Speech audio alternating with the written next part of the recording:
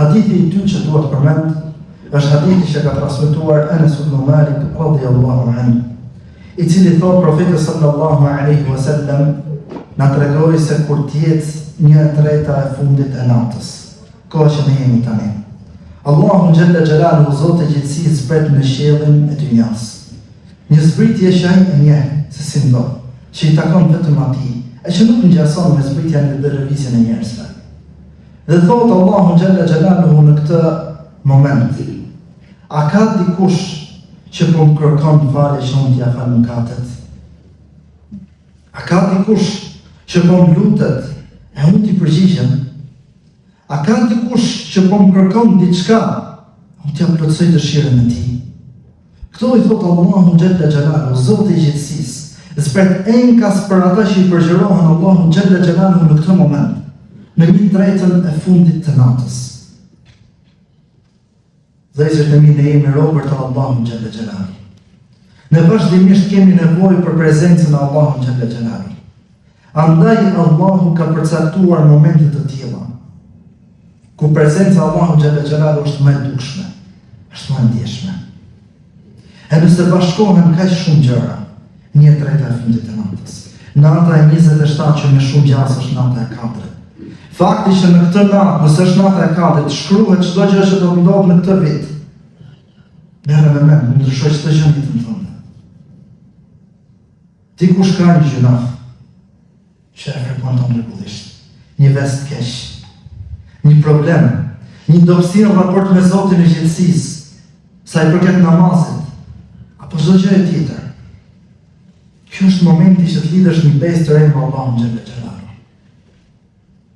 Një moment kur ti je vetëm në prag të fyrit, drejtoje Allahun xhalla xhelaluhu duke thënë: O Zot, nuk ka të adhuruar me të drejtë përveç Teje. Unë jam robi yt. Unë jam në rrugën tënde. Aq sa të mundem. E pranoj çdo mirësi që ti më ke bërë, o Allah. Mundohem me të falenderoj. E pranoj gjithashtu dhe gjunahën që kam bërë. Unë jam mëkatar dhe gjunafqar.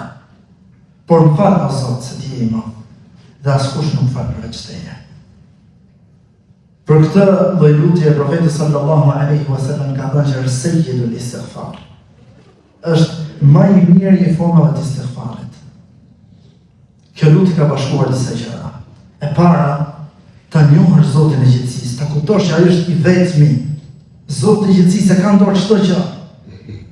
Çdo gjë e ka në dorë Allahu xhalla xhelaluhu.